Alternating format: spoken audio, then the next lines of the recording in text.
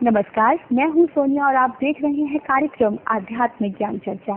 तो आइए शुरुआत करते हैं कार्यक्रम की और जानते हैं विचार जगत गुरु तत्वदर्शी संत रामपाल जी महाराज बनाम परम पूज्य संत महामंडलेश्वर स्वामी ज्ञानानंद जी के विचार।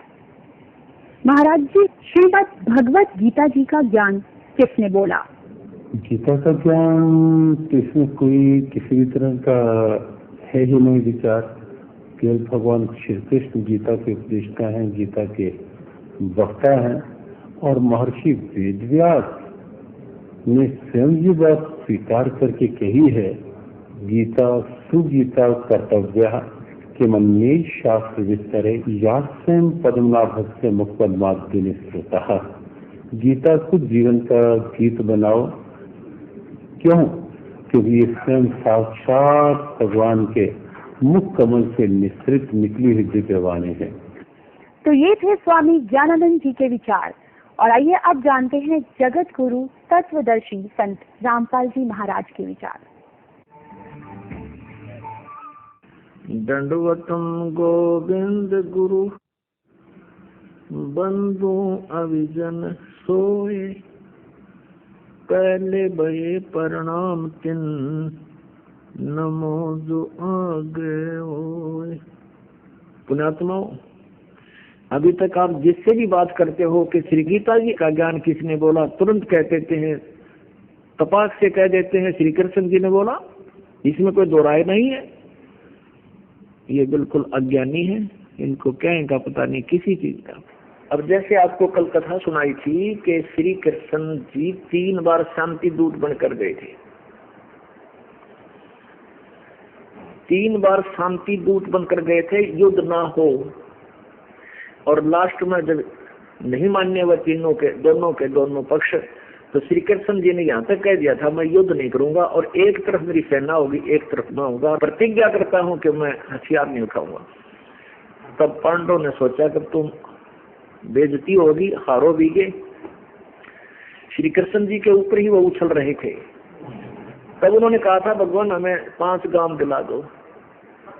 जब श्री कृष्ण जी ने कौरवों से कहा जा करके कि आप 5 गांव दे दो पांडवों को और तुम्हारा जो ना फैसला हो गया। लेकिन दुर्योधन की बुद्धि भ्रष्ट हो गई थी। वो कहने लगा, सुई की नोक के समान भी पांडवों के लिए स्थान नहीं है। यदि उन्हें लेना है तो युद्ध करके प्राप्त कर सकते हैं। तब श्री कृष्ण जी ने दुर्योधन को खोटी खरी सुना दी कि तू शैतान प्रजा का नाश करने के लिए उत्पन्न हुआ है। तो 5 गांव कहाँ 5 गांव और कहाँ आधा राज्य, तेरी बुद्धि कहाँ चलेगी नालायक। तू नहीं चाहता ये शांति हो इस क्षेत्र में, तू नाश करने वाला है। इस तरह की करड़ी करड़ी बातें कही तो श्री कृष्ण जी को अरेस्ट करने के लिए दुर्योधन आदेश दे दिया अपने योद्धाओं को। जो ही श्री कृष्ण जी को अरेस्ट करने की कोशिश की करने लगे वो योद्धा, तो श्री कृष्ण जी ने अपना विराट रूप दिखाया और उस विराट रूप को दिखा करके सबकी आंखें चुंधी आ गई। इतना तेज निकला उनकी शरीर से और वो आंखें बंद करके पड़ गए कि उनको कुछ नहीं दिखाई दिया। कुछ डर गए, कुछ सोफों के नीचे घुस गए। तो श्री कृष्ण जी वहां से बचकर निकल गए, अपना द्वारका चले गए। अपने आत्माओं ये पॉइंट याद रखना कि श्री कृष्ण जी ने युद्ध के जो कंप्रोमाइज कराने गए थे उस समय अपना विराट रूप दिखाया था। ठीक है, अब हम आते हैं गीता जी अध्याय नंबर 11 के श्लोक नंबर 32 और 46, 47 और 48 में। उससे फिर क्लियर होगा कि गीता ज्ञानदाता श्री कृष्ण से भिन्न है। वहां गीता ज्ञानदाता कहता है जो कि मैंने अब ये विराट रूप दिखाया तेरे को, इस विराट रूप को अर्जुन तेरे अतिरिक्त पहले किसी ने देखा। यदि श्री कृष्ण जी गीता बोल रहे होते तो ये शब्द नहीं कहते कि मेरे विराट रूप को तेरे अतिरिक्त पहले किसी ने नहीं देखा, क्योंकि श्री कृष्ण जी तो अपना विराट रूप कौरवों की सभा में दिखा चुके थे। सब कौरवों ने देख लिया था, तभी तो उनकी आंखें बंद हुई, देख के डर गए। इसे सिद्ध होगा कि श्री कृष्ण जी ने गीता जी का ज्ञान नहीं कहा। अब देखिएगा अपनी आंखों से और इन सदग्रंथों को आपके रूबरू करते हैं। श्रीमद् भगवत गीता, गीता प्रेस गोरखपुर से प्रकाशित है। जयदयाल गोविंद का इसके अनुवादक है। अध्याय नंबर 11, श्लोक नंबर 32। अब क्या कहता है? लोकों का नाश करने वाला बड़ा हुआ काल हूँ। महाकाल नहीं है, प्रवर्त है, बड़ा हुआ काल है, अस्मि, मैं काल हूँ। इसमें इन लोकों को नष्ट करने के लिए प्रवृत्त हुआ हूँ।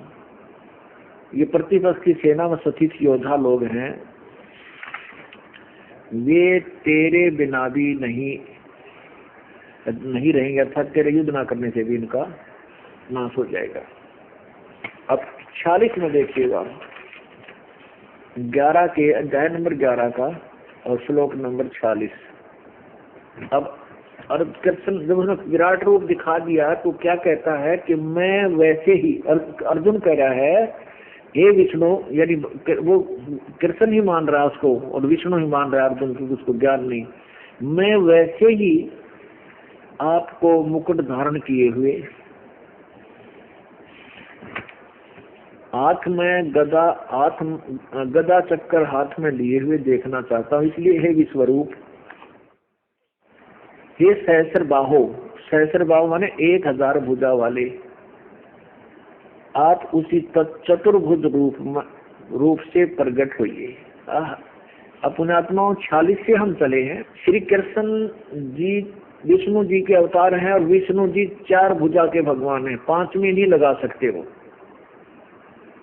वो 2 भी बना सकते हैं और 4 भी दिखा सकते, इससे अधिक नहीं है।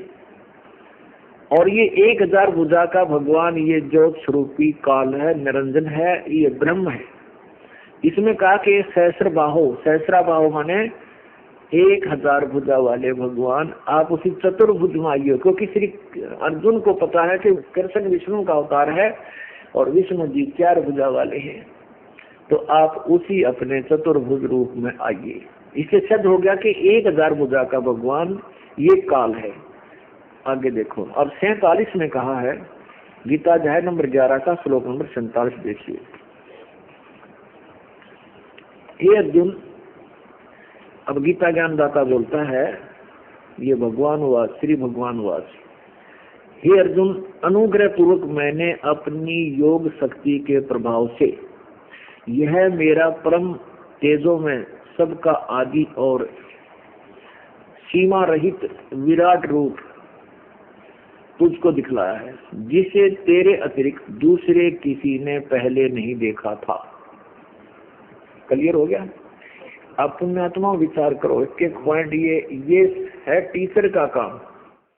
जो हमारे आध्यात्मिक में गुरु थे, उन्होंने इतना गहनता से सोचना चाहिए था इसका अनुवाद करते समय कि ये क्या बोल रहा है।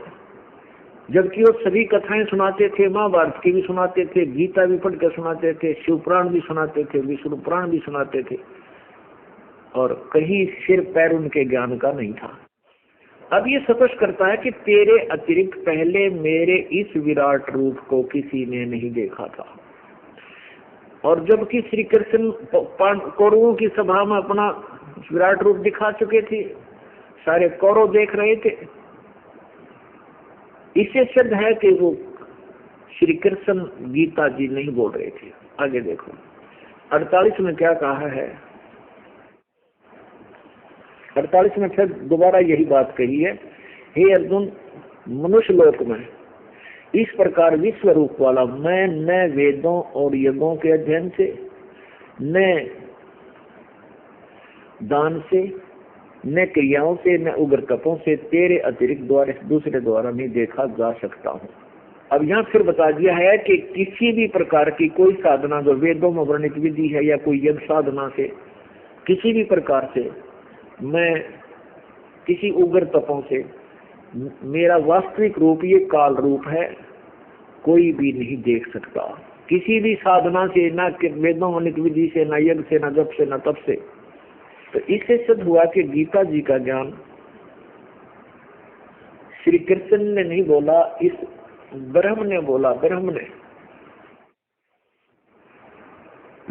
और यही सदाशिव, महाशिव, महाब्रह्मा, और महाविष्णु कहलाता है।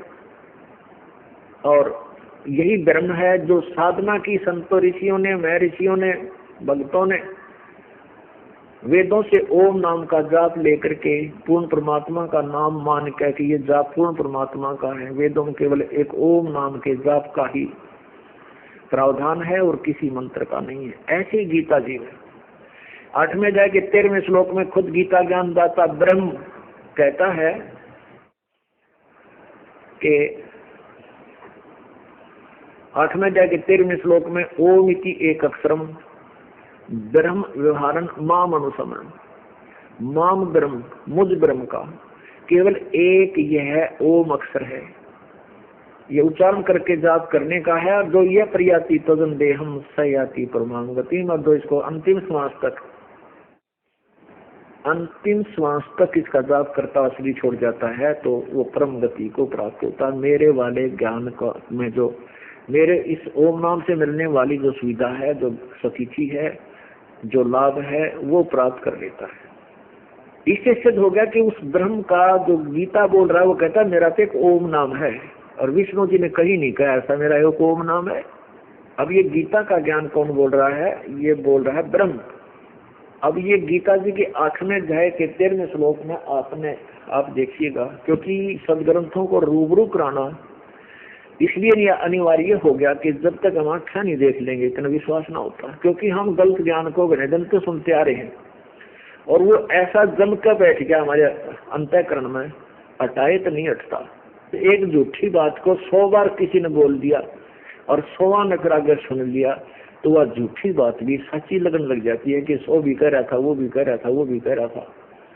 अब जैसे हमारे साथ ही क्रोथा कांड हुआ, इसमें मीडिया ने 100% झूठ बोली और अधिकारी कर्मचारियों ने प्रारंभ में तो झूठ बोली, लेकिन फिर बाद में सच्चाई बोलना पड़ा। अब उस अज्ञान को, उस झूठी अफवाहों को अखबारों में, मीडिया में पढ़कर उस झूठ को भी उन्हें सच्चा मान रखे। ऐसे ही आज हमारे जो सदग्रंथ हैं उनको लाखों वर्षों से, हजारों वर्षों से उनके यथार्थ ज्ञान के विपरीत उस झूठी कथाओं को हम सुनते भी आ रहे हैं, दंत कथाओं को, लोक वेद को, और वो लोक वेद हमने कभी सच्चा लगा है जबकि आज सदग्रंथों के कति विपरीत है। अब वो छूटना बड़ा मुश्किल हो गया, क्योंकि किसी एक ने, 2 ने, 10 ने, हजारों ने, लाखों ने वही ज्ञान सुना रखा था, वो हमने झूठा ज्ञान भी सच्चा लगने लग गया। अब उस झूठे को झूठा सिद्ध करने के लिए इन सदग्रंथों की आवश्यकता है। निकाह कति भी ना देखो और लड़ने लग जाओ हमारे साथ कि झूठा है, उस कपटी है, कहीं नहीं लिखा ऐसा। पुण्यात्माओं, एक बार एक अंधा रात्रि में लालटेन दिए जा रहा था, अंधा। कुछ बच्चे आ रहे थे उछल कूद करते हुए। अंधे ने आवाज लगाई, बच्चों जरा ध्यान से चलना, भाई मुझे दिखाई नहीं देता, मैं अंधा हूं बेटा। बच्चे वहां आकर चारों तरफ घेर लिया उस वृद्ध को, अंधे को, और पूछा कि बाबा क्या आपको दिखाई नहीं देता? तो अंधे ने कहा कि हाँ बेटा मुझे कुछ दिखाई नहीं देता, अंधा हूं मैं। तो बच्चों ने पूछा कि आपने फिर लालटेन किस लिए ले रखी है, टॉर्च क्यों ले रखी है? अंधे ने कहा कि तुम आंखों वालों के लिए कहीं मेरे में टक्कर ना मार दो, तुम बूढ़ा आदमी टूट जाए मेरी हड्डी, कोई उठावा न बिठावा फिर बेटा। तो पुण्यात्माओं, ये सदग्रंथ जो है इस दास को आवश्यकता नहीं थी। ये नहीं कि ये मेरे लिए आदरणीय नहीं है, क्योंकि सरसम जो सूक्ष्म वेद है जिसके विषय में गीता जी अध्याय नंबर 4 के श्लोक 32 में कहा है कि इस प्रकार के जो 25 से लेकर 30-31 तक जो ज्ञान दिया चौथे अध्याय में, कोई ऐसे साधना करता है, कोई ऐसे साधना, ये इस प्रकार की साधना उस ब्रह्मणे मुखे माने सच्चिदानंद घन परमात्मा की वाणी में, उनके मुखारविंद से उच्चरित वाणी में विस्तार से कहे गए। उसको तू ध्यान पूर्वक सुन और वो कर्मों से काम करते करते पूर्ण होते हैं, हठ योग से नहीं। स्वाभाविक कर्म करने से वो सूक्ष्म वेद में बताए साधना संपूर्ण हो जाती है। और चौथे अध्याय के 34वें श्लोक में कहा कि उस तत्व ज्ञान को जो परमात्मा के मुखारविंद से उच्चारित है, भगवान सच्चिदानंद घन की वाणी में जो है वो सूक्ष्म वेद को तू किसी तत्वदर्शी संतों से बुलाकर सुन। और उनको दंडवत प्रणाम करने से, कपट छोड़कर उनकी सेवा करने से वो तत्वदर्शी संत तुझे उस परमात्म तत्व का ज्ञान कराएंगे, पूर्ण परमात्मा की स्वयं जानकारी देंगे।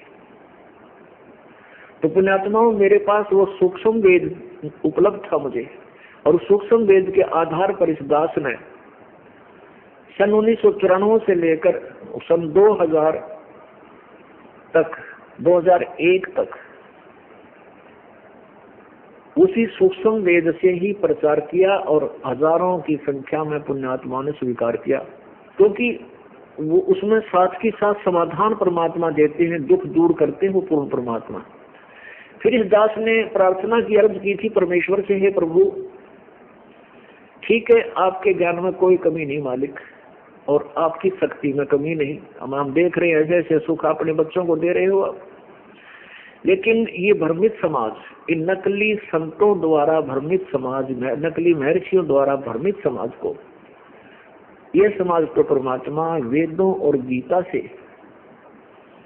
पुराणों से ही समझ सकेगा आपको, अगर उसमें आपका विवरण मिल जाए। उसी समय दास को वह वाणी याद आई कि वेद हमारा भेद है, पर मैं वेदन में नाही, और जौन वेद से मैं मिलूं वो वेद जानते नहीं। तो इससे ये आत्मा में एक बात चुभी कि परमात्मा जो बोल रहे हैं कि वेद मेरा ही भेद है, तो अवश्य परमात्मा की महिमा पावेगी। अब समस्या संस्कृत नहीं आवा हमें, लेकिन वो समाधान जब वेद लाए, गीता जी लाए, गीता जी का तो पता था भी ये हिंदी भी अनुवादित है, अनुवाद की गई है, वेदों को लाए तो देखा उसमें अनुवाद किया हुआ उन व्यक्तियों ने, उन अनुवादकर्ताओं ने जैसे उनकी बुद्धि में काम किया, लेकिन कुछ गलत बहुत कर रखा है, सत्य नहीं कर पाए, क्योंकि उनको सृष्टि रचना का ज्ञान नहीं था। अब जैसे कोई विदेशी व्यक्ति और हिंदी सीख ले, एमए कर ले, हिंदी में कर ली, और उसने रामायण की चौपाई कर दे दे कि इसका अनुवाद कर, और उसको मौखिक ज्ञान है नहीं रामायण की कहानी का, तो अनुवाद करेगा तो गुड़ का गोबर कर देगा, वो के लिखेगा, रावण का कुछ लिख देगा, एक रुलाने वाला था, सीता ठाली, सीता पता न लाकड़ी थी, कोई और थी, मतलब इस तरह के वो ज्ञान अनुवाद कर देगा, लेकिन वो यथार्थता तक नहीं पहुंच सकता। तो सृष्टि रचना का जिस व्यक्ति को ज्ञान नहीं, वह सदग्रंथों का अनुवाद नहीं कर सकता। कितना ही विद्वान बढ़ा रहा, संस्कृत एक लैंग्वेज है, उसमें संस्कृत आ गई, लेकिन कथा नहीं है, ज्ञान नहीं है, तो उस लैंग्वेज से वो अनुवाद करके कह देगा हमारे को, ऐसा उन्होंने किया हुआ था। फिर भी इस दास ने देखा 5वें अध्याय के 32वें श्लोक में, कबीर अंगारी असी आयुसरसी बंभारी असी, ओहो रत धामा सवर ज्योति रत धामा असी, वो तेरे की, वो कबीर परमात्मा पापों का शत्रु, पाप का टनारा और बंधनों का शत्रु, बंदी छोड़ रत धामा, सतलोक में सतलोक वास का मालिक, वो तेरे की। और फिर इच्छा बढ़ती चली गई कि जिसी भी, फिर हमें शब्द कोश लाए, शब्द कोश के आधार पर अनुवाद किया, तो जो अनुवाद उन इन महर्षियों ने, नकलियों ने कर रखा था, वो बिल्कुल गलत कर रखा था, और सरसम वेद हमें ज्ञान था, 2 मिनट में सरलार्थ हो गया, वो किया। तो सबसे पहले इस दास ने गीता जी को देखा, गीता जी को पढ़ने लगा तो देखा कि वो परमात्मा तो गीता ज्ञान दाता से कोई और है, जिसकी महिमा गाई गई है, वो परम अक्षर ब्रह्म है, वही पूर्ण परमात्मा है। तो पुण्यात्मा, इसलिए इन सदग्रंथों की रोशनी में उस तत्व ज्ञान को फाइनल करने के लिए, तो ये तत्व ज्ञान जो कबीर परमेश्वर ने दिया था, वो ज्ञान 100% सही है, और इसका हमारे सदग्रंथ भी समर्थन कर रही है।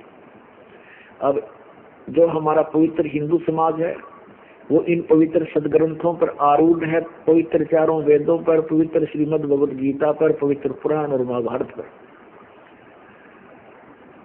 अब ब्रह्मा विष्णु महेश को ये दास पहले ही बताता था कि ये नासवान है, ये अजर अमर नहीं है, ब्रह्मा विष्णु महेश के माता पिता हैं, लेकिन वो व्यक्ति तो मानते थे, हमारे दोस्त विशेष संपर्क में आए थे, जिनके सुख हो गए थे घरों में, वो तो मानने लायक ये थे कि भाई हमने ब्रह्मा विष्णु महेश की पूजा करते हैं, कितने दिन हो गए, कर कोई लाभ नहीं हुआ, और अब गुरु जी जो नाम दे रहे महाराज जी, इससे हमें लाभ हो रहा है। तो वो तो इसलिए स्वीकार कर रहे थे। लेकिन उनमें से बहुत से डगमग हो जाते थे, जब सुख हो जाता था आना बंद कर देते थे, दूसरे लोग भ्रमित कर देते थे कि तुम्हारे महाराज जी झूठ बोलते, ब्रह्मा विष्णु महेश के कोई माता पिता नहीं है, वो तो अजर अमर है।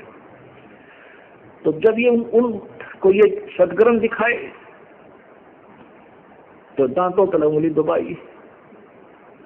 दास ने दिखाया, उन्होंने घर जाकर देखा, मोल ले आए, फिर सच्चाई को स्वीकार किया और दास से उपदेश लेने आए। आपको अगर मैं सीधा कह दूं ब्रह्मा विष्णु महेश नासवान है, तो सिर्फ में तैयार हो जाए हिंदू समाज दास का। और साथ में फिर लालटेन दिखा देता हूँ मैं, देखियो भाई कभी मेरे गिर टकरा जाओ, बूढ़े आदमी गिर, आपकी इस सदग्रंथों की रोशनी में मुझसे बच जाओ, वो फिर मुझसे टल जाएंगे, सदग्रंथों को देखने लग जाएंगे। उस रोशनी में फिर वो ठीक रास्ते पर चलकर मुझसे भी नहीं टकराएंगे और अपना कल्याण जिसने करवाना है वो कल्याण करवा लेंगे, ना करवाना वो बाढ़ में जाओ, वो चुप अवश्य हो जाएंगे। यूं नहीं कह सकते, वहां नहीं लिख रखा रामपाल झूठ बोला, ये जुबान उनकी बंद हो जाएगी।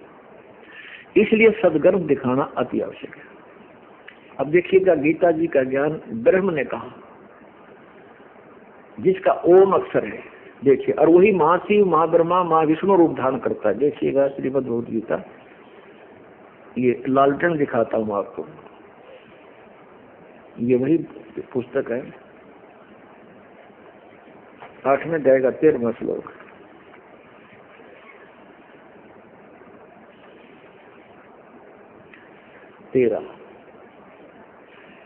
ओम इति एकाक्षरम धर्म व्यवहारन माम अनुसमरण। माम ब्रह्म, मुझ ब्रह्म का, ओम इति एकाक्षरम, ओम ही यह एक अक्षर है। व्यवहारन माने उच्चारण करके, अनुसमरण माने सुमन करता, करने का, सुमन करता हुआ। मेरे इस माम माने मेरे, यानी मुझ ब्रह्म के इस ओम इति एक अक्षर का जो भी उच्चारण करके सुमन करता हुआ, और ये प्रजाति तदन देहम सयाति परमाम गति, तदन देहम शरीर छोड़ने तक जो इसका जाप करता है वो मेरे वाली गति को प्राप्त होता है, यानी परम गति को प्राप्त होता है। यहाँ से शुरू होता है, इसमें 12 और 13 दोनों का अनुवाद इकट्ठा है। यहाँ तक तो 12 हो गया। यहाँ से जो ओम, जो पुरुष ओम,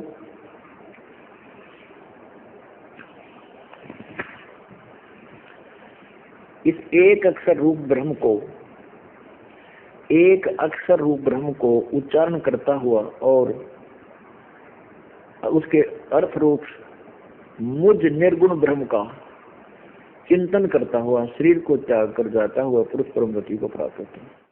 इन्होंने कहा मुझ निर्गुण ब्रह्म का, इसका सीधा कर दे मुझ ब्रह्म का, इन्होंने ज्ञान तक में था नहीं, उलझा रखा है। इस एक अक्षर ब्रह्म कह दिया। अब जबकि सीधा है कि मुझ ब्रह्म का एक ओम अक्षर है, और यही उच्चारण करके सिमरण करने का, जो अंतिम श्वास तक सिमरण करता हुआ शरीर छोड़कर जाता, मेरे वाली गति को प्राप्त होता, परम गति को।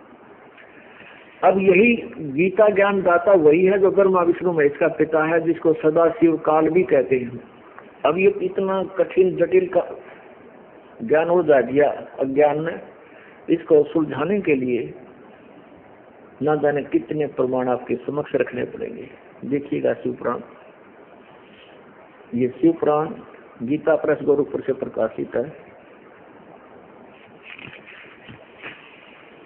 संक्षिप्त श्री शिव पुराण, संपादक हैं हनुमान प्रसाद पोदार, और ये यहाँ से प्रकाशित एवं मुद्रक है गीता प्रेस गोरखपुर, गोविंद भवन कार्यालय कोलकाता का संस्थान।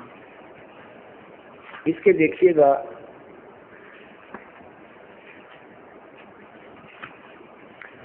प्रश्न नंबर 26 पर। अब इसमें वो प्रसंग है कि ब्रह्मा विष्णु महेश का आपस में इस बात पर युद्ध हो गया। ब्रह्मा जी कह रहे थे मैं विष्णु का पिता, विष्णु का था मैं तेरा पिता, झगड़ा हो गया। तो उसने ये काल रूपी ब्रह्मा विष्णु महेश से अलग जो है वो चौथा, वो आकर प्रकट हुआ शिव रूप में। उसने अपने काल रूप में जो गीता में अर्जुन को दिखाया था वो उसका वास्तविक रूप है। उसने प्रतिज्ञा की है कि इस वास्तविक रूप में मैं कभी किसी को किसी विधि से, किसी जंतर मंत्र जाप से, तप से दर्शन नहीं दूंगा। वो इसलिए शिव रूप में या विष्णु रूप में, ब्रह्मा रूप में दर्शन देता है, इसलिए उसको महाब्रह्मा, महाविष्णु, महाशिव कहने लगे, है वो ब्रह्म। अब यहाँ देखो, ये है संक्षिप्त शिव पुराण प्रश्न नंबर 26 पे, और ये है विद्वेश्वर संहिता 126 पे नीचे आ जाते हैं।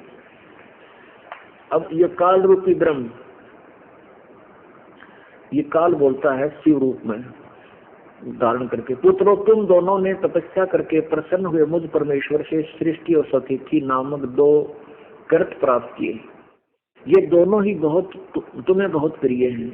इसी प्रकार मेरी विभूति स्वरूप रुद्र और महेश्वर में 2 अन्य उत्तम करते संहार और तिरोभाव मुझसे प्राप्त किए।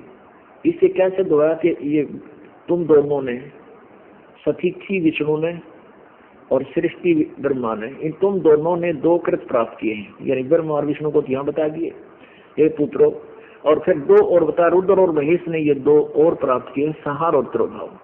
परंतु अनुग्रह नामक कर्तव्य दूसरा कोई नहीं पा सकता। रुद्र और महेश अपने कर्म को भूले नहीं, इसलिए मैंने उनके लिए अपनी समानता प्रदान की। यानी रुद्र को और महेश को तो उसने काल ने जो महाशिव रूप में दर्शन देता है उसी जैसा रूप इनको दिया हुआ है, उनसे मिलते जुलते हैं इनके स्वरूप, जैसे हुआ। आगे देखो, ये लिखा है, वे रूप, वेश, कर्त, वाहन, आसन और आयुध आदि में मेरे समान ही है। इससे सिद्ध हो गया कि जो शिव हम देखते हैं उसके समान ही ये ब्रह्म है, काल है। यहाँ ये क्या बता रहा है कि इन सभी ऊपर सारा बताया इन्होंने, मैंने पूर्व काल में अपने स्वरूपभूत मंत्र का उपदेश किया है जो ओंकार के रूप में प्रसिद्ध है। वह मंगलकारी मंत्र है।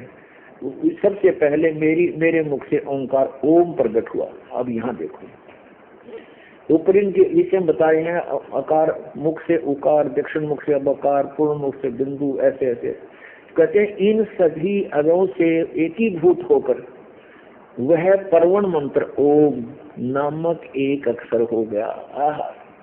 ओम नामक एक अक्षर है ये, ओम नामक एक अक्षर। यही सिद्ध करना चाहता था कि ये ओम एक अक्षर जो जिसका जाप है वो ब्रह्म है, ब्रह्मा विष्णु महेश से भिन्न है, वो श्री कृष्ण नहीं है जो गीता बोल रहा है। अब देखो 53 में यहाँ देखिए, इन्होंने जो ये ओम नमः शिवाय यही 5 मंत्र का अक्षर इन्होंने सिद्ध किया है।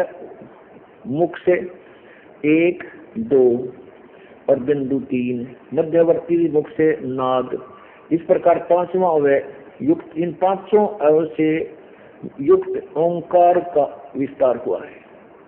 इन सभी अवयव से एकीभूत होकर वह परवण मंत्र ओम नामक एक अक्षर हो गया। अब यहाँ इन्होंने क्या बताया है कि ओम नमः शिवाय यह 5 अक्षर मंत्र है, ये किसी अपनी सोच है, ये मूल संस्कृत में नहीं है। ये जो ओम नमः शिवाय जो बताया अनुवाद करता ने अपनी सोच को छोड़ दी और हिंदी पढ़ने वालों ने इसी मंत्र पर जोर लगा दिया। आपको मूल संस्कृत दिखाना पड़ेगा। ये है शिव महापुराण हिंदी टीका सहित, और ये कहाँ से प्रकाशित है? श्री शिव महापुराण विद्या अवृद्धि पंडित ज्वाला प्रसाद जी मिश्र कृत हिंदी टीका सहित। और ये कहाँ से प्रकाशित है? खेमराज श्री कृष्ण दास प्रकाशन बम्बई से। अब इसके विद्वेश्वर संहिता शिव पुराण विद्वेश्वर संहिता अध्याय नंबर 10 का, इसी ओंकार से सब जगत बोधक परवण मन उत्पन्न हुआ, वही ओम। इस प्रकार 5 प्रकार से यह निर्गत हुआ, यह एक ओंकार होकर ओम ऐसा एकाक्षर हो गया। एकाक्षर ओम का अर्थ एकाक्षर समझो, ओम एकाक्षर। ये 19 में कहा है हिंदी में, ये 19 है, ये 20वां है, ये 20वां है, और ये स्पष्ट क्या है? आकार पूर्वक मकार पश्चिम अनंत और मकार दक्षिणोमुख, इस प्रकार बिंदु ये है नादो मध्यमुख, मध्यमुख देवम 5 पंचभूति। अच्छा यहाँ एक की भूत पुनः तत् उदो ओम इति एक अक्षरो भवत। इसमें चित्त ओम नमः शिवाय नहीं है। 20 के 20 में कहीं पर भी ओम नमः शिवाय का जिक्र नहीं है। फिर देख लो ये 17वां ये 18वां, यहाँ से है ये 19वां, इसमें कहीं पर भी ओम नमः शिवाय नहीं है। एक ही भूत पुनः तदो ओम इति, ये ओम तत् ओम इति एक अक्षरो भवत है। इसका अनुवाद इन्होंने यहाँ किया है। वैसे तो यहाँ से शुरू किया है इन्होंने, कहीं से देख लो। रूपवेशधारी आसन हमारी मेरी साम्यता थी, ये वही है जो मैंने वहां सुना था। इसमें यहाँ भी यही लिख रखा है कि पुत्रो, वही प्रकरण है, पुत्रो यह कृत आपने तब से प्राप्त किया है जो कि सृष्टि उत्पत्ति और पालन कहता है, सो मैंने प्रसन्न होकर तुम्हें दिया है। इसी प्रकार दूसरे 2 कृत रुद्र और महेश को प्रदान किए हैं, परंतु अन्य ग्रह मैंने किसी को पाने में समर्थ नहीं है। तो यहाँ यही प्रसंग है जो मूल संस्कृत में भी रुद्र और महेश ने उनको नहीं बुलाया, इसलिए वो मेरी सम्मानता में है, इसलिए वो मेरे जैसे ही हैं रुद्र और महेश। यहाँ देखो, रूप वेश कृत आसन वाहन और आयुध आदि में मेरी साम्यता थी। हे सब मेरे ज्ञान के विमुख होने से तुम्हें अज्ञानता आ गई, किसको? ब्रह्मा विष्णु को करें। और मेरे ज्ञान न होने से ऐसा, ज्ञान होने से ऐसा नहीं होता, ज्ञान और रूप महेश के तुल्य हो जाता है। इस प्रकार इस ज्ञान की सिद्धि के लिए निमित्त ओंकार नामक मंत्र जप करो, और कुछ भी मंत्र नहीं बता रखा, ओंकार नामक मंत्र जप करो। यह अभिमान का दूर करने वाला है, सोई निज मंत्र उपदेश करते हैं। यह ओंकार मेरे मुख से उत्पन्न होने से मेरे ही समान है, मेरे ही रूप का बोधक और महामंगल करने वाला है। यह वाचक है और मैं वाच्य हूँ। यह मेरा आत्मा, मंत्र आत्मा है, मेरा आत्मा है। इसके समरण से मेरा समरण होता है। उत्तर की ओर से मुख से आकार, पश्चिम के मुख से उकार, दक्षिण के मुख से मकार और पूर्व के मुख से बिंदु, मध्य मुख के मुख से नाद उत्पन्न हुआ। इस प्रकार 5 प्रकार से यह निर्गत हुआ है। यह सब प्रकार से एक हो ओम ऐसा एक अक्षर हो जाता है। यह नाम सद रूपांतक भूत वेद भूत दोनों कुल अर्थात क्षत्रिय पुरुष भेद से भौतिक शरीर वर्ग 2 का भेद वाला है। यह इसी मंत्र से व्याप्त और शिव शक्ति का बोधक है आदि आदि। इसी ओंकार से सब जगत बोधक परमन उत्पन्न हुआ है। अकार आदि क्रम से, अर्थात अकार से नकार से उकार से मकार से सी बिंदु व नाद से यह प्रकट हुआ। 5 अक्षरों का हो जाएगा, 5 मात्राओं से। और इसी पंचाक्षर से 5 भेद से मृत का आकार से वर्ण का परिणत हुई।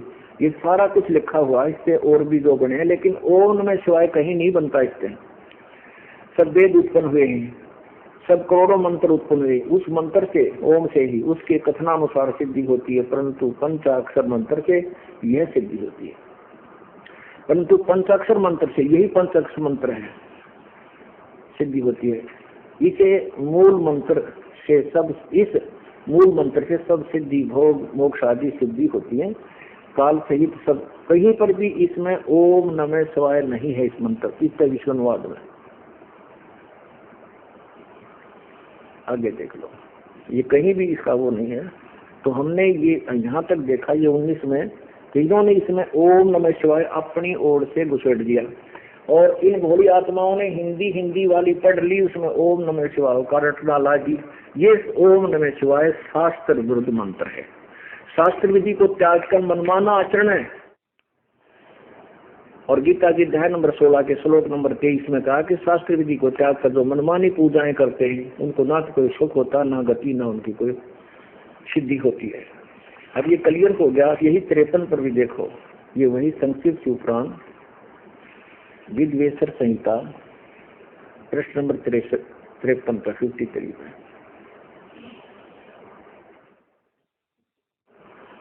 परवण के दो भेद बताए गए हैं, स्थूल और सूक्ष्म। यह एक अक्षर रूप जो ओम है उसे सूक्ष्म परवण जानना चाहिए। इन्होंने ये अपनी तरफ से नमः शिवाय इस 5 अक्षर वाले मंत्र को स्थूल परवण में नहीं, ये सारा इन्होंने अपनी तरफ से घुसेड़ रखा है। हाँ, जो वो हमने 26 पे देखा था, इसमें कहीं पर ऐसा नहीं है। ये 26 पृष्ठ पे, हे पुत्रो तुमने दोनों तपस्या करके मुझ पर श्रेष्ठ की स्तुति, ये पढ़ दिया आपने। तो यही आगे उपदेश करता हुआ आ रहा है कि सबसे पहले मेरे मुख से ओंकार प्रकट हुआ, जो मेरे स्वरूप का बोधक है, ओंकार वाचक है, मैं वाच्य हूँ। मेरे उत्तरी मुख से आकार का, पश्चिम मुख से उकार का, ये सारा वही आ रहा है। इन सभी अवय से एकीभूत होकर ये परवण ओम नामक एक अक्षर हो गया। अब यहाँ वह अकार आदि क्रम से और मकार आदि क्रम से कर्म से प्रकाश में आया है। ओम नमः शिवाय ये पंचाक्षर मंत्र है। ये इस अनुवाद करता कि अपनी सोच है, भगवान की तरफ से नहीं है। इस पंचाक्षर मंत्र से मात्र वर्ण प्रकट हुआ, जो 5 वेद वाला लिया गया। इन्होंने ऐसा नहीं है, ये अनुवादकर्ता ने ओम नमः शिवाय अपनी तरफ से दिया। और ये सिद्ध करना था कि ये ओम जो है ये एक अक्षर शब्द है अलग से। इन्होंने अनुवादकर्ताओं ने ये काम बिगाड़ रखा है कि गीता जी का अनुवादकर्ताओं ने भी ये लिखा है कि ओम एक अक्षर ब्रह्म स्वरूप नहीं, माम ब्रह्म मुझ ब्रह्म का ओम एक अक्षर, ये एक अक्षर है। ये सिद्ध हुआ कि गीता ज्ञान दाता ये काल है, ये सदाशिव, महाशिव और महाब्रह्मा, महाविष्णु आदि का रूप धारण कर लेता है। और जिसने महाविष्णु रूप में देखा उसको तो उसने शिव पुराण की रचना कर दी, महाशिव रूप में देखा जाना। और जिसने महाविष्णु रूप में देखा उसने विष्णु पुराण में उसी को हीरो बना लिया। और ब्रह्मा विष्णु में इसकी स्थिति अलग से बताई गई है। अब प्रसंग चल रहा है कि गीता जी का ज्ञान किसने कहा। श्री गीता जी का ज्ञान श्री कृष्ण जी ने नहीं कहा। उसमें प्रवेश करके काल भगवान सदाशिव जिसको कहते हैं, महाविष्णु कहो, जो ब्रह्मा विष्णु अर्थात कृष्ण जी और का पिता है, उसने ये ज्ञान बोला, ये सिद्ध हुआ। फिर कुछ कहते हैं कि श्री कृष्ण जी ने अर्जुन को गीता जी का ज्ञान इसलिए देना पड़ा कि वो क्षत्रिय धर्म से विचलित हो रहा था और अक्षत्रिय निअक्षत्रिय हो जाते। पुण्यात्मा यह विवाद नहीं जबकि श्री कृष्ण जी क्षत्रिय धर्म से बिलोंग करते थे। और जब मथुरा के ऊपर काल्यावन ने चढ़ाई की, 18 करोड़ सेना लेकर के युद्ध किया करने के लिए आया, तो श्री कृष्ण जी उस समय कंस को मारकर अपने नाना जी अग्रसेन को गद्दी पर बैठा दिया था। लेकिन अग्रसेन बहुत वृद्ध हो चुके थे, टूट चुके थे। उन्होंने अपने जोते श्री कृष्ण जी को ही ये सेना की बागडोर दे दी थी, राज की बागडोर दे दी थी। तो उसी समय कंस का प्रतिशोध लेने के लिए काल्यावन ने चढ़ाई कर दी। तो श्री कृष्ण जी क्षत्रिय थे, सेना भी उसके पास थी। लेकिन कुछ दिन पहले नारद जी ने श्री कृष्ण जी को बता दिया था कि यहाँ एक गुफा में मुचकंद नाम का एक राक्षस रहता है। वो 6 महीने युद्ध करता है, 6 महीने सोता है। उसके पास ऐसी सिद्धियां हैं कि उन सोते हुए को 6 महीने सो रहा होता है। यदि कोई जगा दे तो उसमें से अग्नि बाण निकलते उसकी आंखों से और वो सामने वाला मर जाता, तुरंत नष्ट हो जाता है। नारद जी ने इसलिए बताया था कि कहीं आप उसमें छेड़ दो और आपको आपत्ति आ जाए। वो न्यू बता कर गए थे। तो वो बात श्री कृष्ण जी का याद आ गई। तो श्री कृष्ण जी ने जब देखा कि 18 करोड़ सेना आ गई है और हमारी सेना बहुत कम है, और यदि अक्षत्रिय धर्म का पालन करने के लिए ही अर्जुन को प्रेरित करते तो स्वयं वो युद्ध छोड़कर नहीं भागते। श्री कृष्ण जी ने जब देखा कि इतनी सेना आ गई, हम इसका युद्ध नहीं कर सकेंगे और सेना मर जाएगी, क्या रखा इस बात में, जो अक्षत्रिय अपना ये धरा रह जाएगा, उल्लू सीधा करना है, शत्रु मरवाना है और भाग लेता हूँ, उस गुफा में प्रवेश कर जाऊंगा जहाँ पर काल्यावन है, इससे उसको मरवा दूंगा। तो श्री कृष्ण जी ने काल्यावन को ललकारा के आ नीचे, आ मेरे साथ युद्ध कर। तो उसमें राजा से राजा युद्ध करता था, मंत्रियों से मंत्री, और उनकी पहचान रेशनरी होती थी, सैनिकों से सैनिक। तो जो ही काल्यावन नीचे रथ से कूदा, गदा लेकर श्री कृष्ण भी सामने हुआ, जब फिर श्री कृष्ण जी भाग लिया युद्ध छोड़कर। और जिस कारण से श्री कृष्ण जी को रणछोड़ भगवान कहने लगे, रणछोड़ माने युद्ध छोड़कर भागने वाला भगवान। अन्यों क्या करते, जय हो रणछोड़ भगवान की, नो बेराना ये श्री कृष्ण जी की बेइज्जती करेंगे, इज्जत करें। रण छोड़कर भागने वाले भगवान की यानी कायर की जय हो। रण छोड़ भगवान कहना, कायर कहना, इसका सीधा सा अर्थ है। तो ये से हम नारे लाया करते हैं भगवान के। तो श्री कृष्ण जी ने अपना क्षत्रिय धर्म को नहीं देखा, जनता के संहार को देखा, लाखों लोग मर जाएंगे, नाश हो जाएगा, युद्ध हो गया तो बात बिगड़ जाएगी। तो वहां जाकर के मुचकंद राजा जिस गुफा में सो रहा था, उस मुचकंद वाली गुफा में गहरा चला गया। वहां जाकर के अपना जो कपड़ा था पीतंबर साथ लिया रखा करते एक चादर, वो मुचकंद के ऊपर उड़ा दी और आप अंदर जाकर दूर खड़े होकर देखने लगे। अब काल्यावन उसके पीछे पीछे श्री कृष्ण को मारने के लिए उसी गुफा में पहुंच गया, कंदरा में। आगे काल्यावन ने सोचा कि ये सो गया, कृष्ण लुक के यहाँ छुप गया। कपड़े तो पहचान लिया, पीला कपड़ा था जो उसका पीताम्बर था, और टांग पकड़ कर मरोड़ दिया मुचकंद को, कृष्ण जान के खड़ा हो कायर, तुझे ऐसे नहीं छोड़ूंगा। और मुचकंद की निंद्रा भंग होगी, उसका क्रोध हुआ, क्रोध से उसकी आंखों में अग्नि बाण छूटे और काल्यावन मारा गया। अपने आत्माओं विचार करने की बात है, यदि ये छुरी इन लोक वेद सुनाने वालों की, गीता वालों की ठीक होती कि अर्जुन युद्ध अक्षत्रिय धर्म से गिर रहा था इसलिए उसको अक्षत्रिय धर्म का पालन कराना आवश्यकता नहीं तो अक्षत्रिय ने क्षत्रिय हो जाते। श्री कृष्ण जी स्वयं अक्षत्रिय धर्म को नहीं त्यागते, वो भी युद्ध में लड़कर मर और मार डालते। इससे सजा कि श्री कृष्ण ने युद्ध प्रिय नहीं थे, वो तो मजबूरी में जैसे कंस और कैसी नजमा करती है, सर पर चढ़ गए, कोई समाधान नहीं छोड़ा, वो बात अलग थी, उनको मारना पड़ा, लेकिन इस तरह रथ कराने के वो हक में नहीं थे। और वहां तो एक कंस था, एक कृष्ण था, मार दिया कोई बात ना, और तो नहीं मरे। एक केसी था, एक कृष्ण था, केसी भी मार दिया भगवान ने, वो पाप था, दुष्ट था। अब वहां तो एक दुष्ट राजा करोड़ों आदमी मरवा दे गए सैनिक लाके, इसलिए श्री कृष्ण जी ने युद्ध ना करना उचित समझा। इससे सिद्ध है कि श्री कृष्ण जी ने गीता जी का ज्ञान नहीं दिया, क्योंकि श्री कृष्ण जी में गीता के ज्ञान को रह रह कर, ज्ञान में अर्जुन को रह रह कर गीता ज्ञानदाता ने प्रेरित किया, तो युद्ध कर ले, मैं तेरे साथ हूँ, तू तेरे दोनों हाथों में लड्डू है, यदि तो युद्ध में मारा गया तो स्वर्ग प्राप्ति होगी, और विजय हुआ तो पृथ्वी का राज भोगेगा।